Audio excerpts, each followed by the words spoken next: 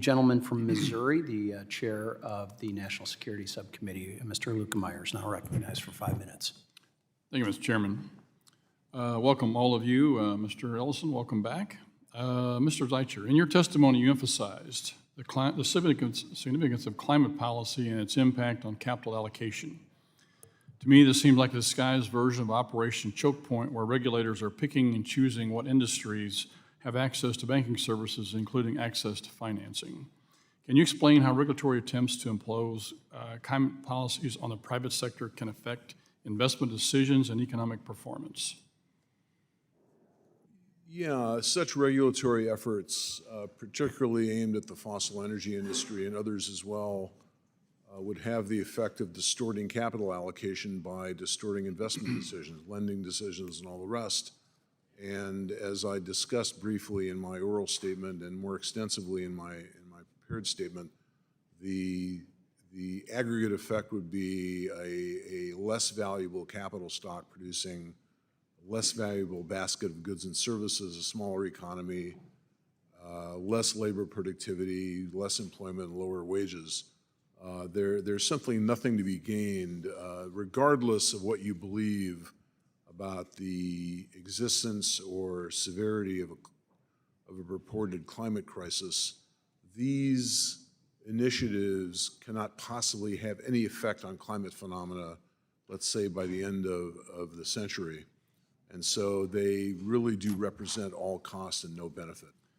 Thank you. One of the concerns I've got is the fiduciary responsibility of these investment groups, whether it's BlackRock or State Street or Vanguard or any other entities, big banks, whatever.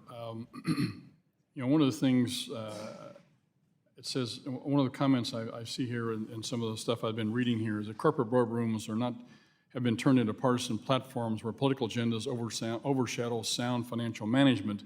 I think in one of the articles here that we've pulled from Forbes about a year ago, it talked like a 14% decrease in the valuation of these companies. Mr. Zeitcher, in your testimony, you talk about ESG funds lagging behind other funds by 2 basis points per year. So my comment is, or my concern is, I guess, there's a fiduciary responsibility that these companies have for administering these funds. And Mr. Cunningham, Mr. Copeland, Mr. Alley, one of you want to answer the question. But it seems like to me like they've opened themselves up to a really big problem, unless they're totally disclosing the fact that ESG investment does not make more money, does not give you a better return.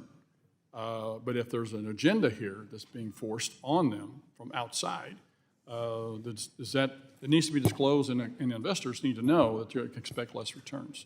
Is that a fair comment, Mr. Cunningham?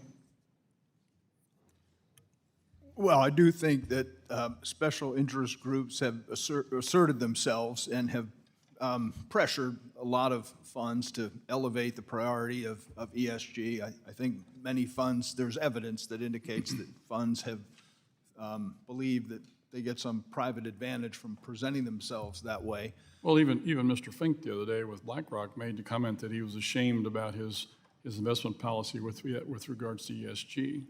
So, I mean, they're starting to, I think Vanguard has pulled out of the net zero over in Europe. So they're beginning to understand that there's concern. And so my point is, they have a fiduciary responsibility to the people that they're investing this money for.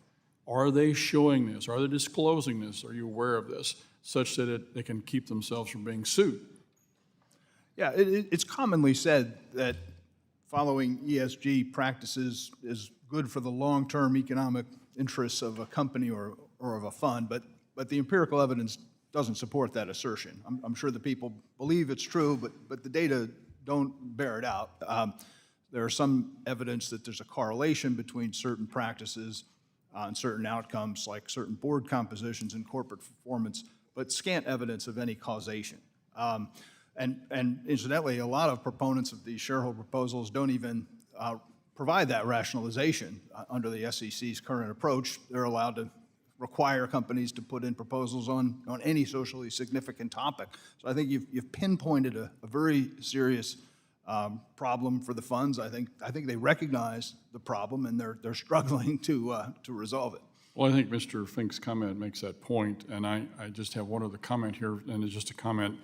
I think, Mr. Copeland, you made the comment with regards to laws and rules and guidance, and I'm very concerned that the SEC uses guidance, kind of like what the CFPB does, to try and scare, bully, and intimidate people in doing things when the guidance does not have the force of law. Gentleman's With that, time Mr. has Chairman, I expired. yield back. With that,